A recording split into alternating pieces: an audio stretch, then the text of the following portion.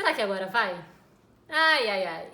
Já estou, acho que na 11ª tentativa de gravar esse vídeo. E as coisas começam a se embolar, né, por questões diversas. Enfim, não vou me delongar muito, já estou me delongando. Sei lá, o que isso mostra? Que eu estou muito desconfortável de estar gravando esse vídeo. E de fato estou mesmo, porque essa é uma parte da minha história que quem não é muito próximo a mim não conhece. Então, me tira da zona de conforto, né? Então eu tô totalmente desconfortável de estar gravando isso. Mas por que você tá gravando isso, Larissa? Ah, porque você tá querendo aparecer, você tá querendo utilizar a quarentena pra se promover, pra ficar gravando videozinho motivacional. Não. Eu, de fato, estou utilizando a quarentena pra ser uma pessoa melhor. E se eu posso utilizar esses vídeos para compartilhar história e experiência e aprendizado, assim eu farei. E eu percebo que eu era uma pessoa muito egoísta. O fato de você viver determinada experiência, determinada situação, e você não compartilhar aquilo por medo da crítica ou por medo de ser julgado, te faz tão egoísta quanto uma pessoa que recusa compartilhar um pacote de biscoito que ela tem com uma pessoa que está com fome, por exemplo. Então, não tá sendo fácil esse período da quarentena.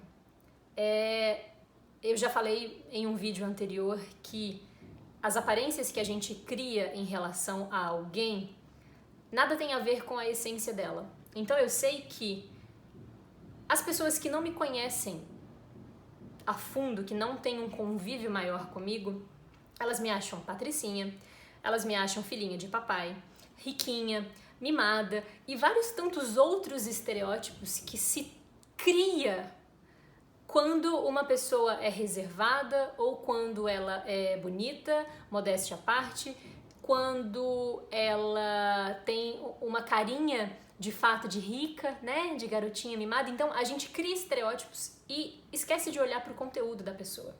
E o que faz a diferença no mundo e na vida das pessoas é justamente a história que ela viveu. E essa minha reflexão e essa minha decisão de gravar esses vídeos e parte do que eu vou falar agora começou quando eu estava fazendo o treinamento da Ivana Chubbuck através da minha professora Marina Higuera, que é a representante do método Chubbuck aqui no Brasil.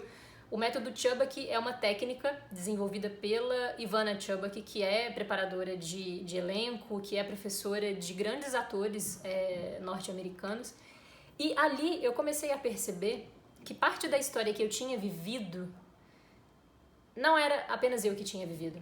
Quando a gente vive determinado trauma ou determinada situação, a gente acha que só a gente viveu aquilo e que nós somos coitados por termos vivido aquilo.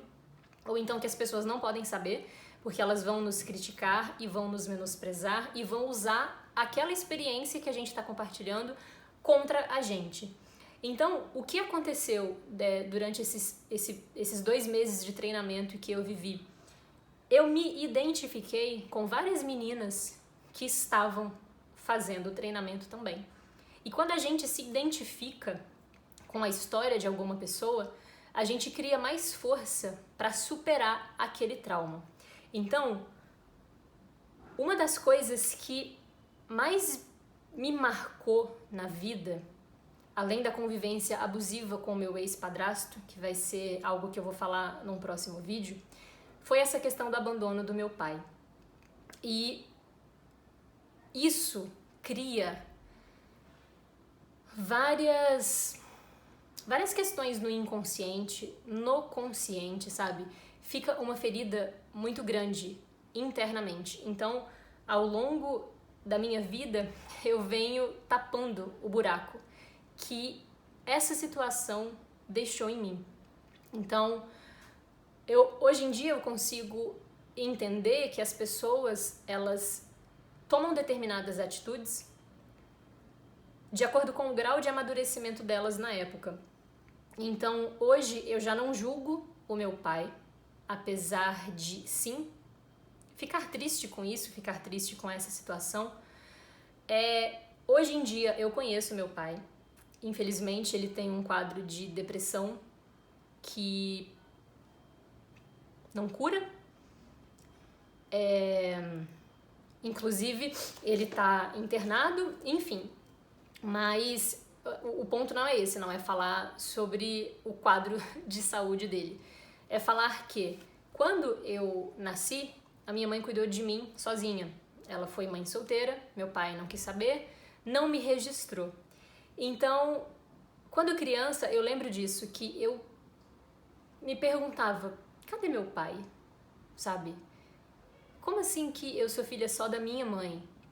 Cadê o pai, por exemplo? Eu ia pra escola e aí eu via as crianças que tinham pais e eu não. Uma coisa que me incomodava muito também era, na minha certidão de nascimento, não ter o nome do meu pai, sabe? Porque quando você não tem o nome do seu pai, fica um simples não consta. Então, o meu nome anterior era Larissa de Souza Novaes. Souza e Novaes são sobrenomes da minha mãe. E daí, no nome do pai, existia não consta. E aquilo me magoava muito, sabe? Muito, muito, muito. E daí eu vivi os 15 anos da minha vida querendo saber que rosto meu pai tinha, sabe? Quem que era aquela pessoa? E a minha mãe falava que a minha mão era muito parecida com a mão dele. E aquilo me marcava também. Porque eu queria ver a mão do meu pai, eu queria saber quem era meu pai. E eu não tive a figura do meu pai, em compensação eu tive um cara que substituiu meu pai e que foi muito abusivo. Então a Larissa criança não teve um referencial de pai dentro de casa e nem um referencial de homem dentro de casa. E aquilo criou vários tipos de trauma dentro de mim, sobretudo o trauma da rejeição, porque de fato eu fui rejeitada, de fato eu fui abandonada pelo meu pai. E daí, mas ainda assim eu queria conhecê-lo, eu queria entender por que que ele não quis saber de mim, eu queria entender por que que ele não quis me ajudar, por que que ele nunca me procurou, por que que ele nunca quis ajudar minha mãe financeiramente, sabe, a cuidar de mim, enfim. Daí, aos 15 anos, eu conheci meu pai pessoalmente. E na época ele tinha depressão, como eu falei, ele tem depressão até hoje e tal. E foi um dia assim muito mágico, porque eu vi meu pai na rodoviária e eu sabia quem ele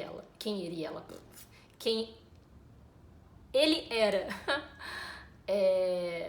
Daí eu o conheci, o vi com 15 anos, depois ele me registrou apenas aos 18, através de uma ação de reconhecimento de paternidade que o Ministério Público moveu. Foi literalmente um mutirão.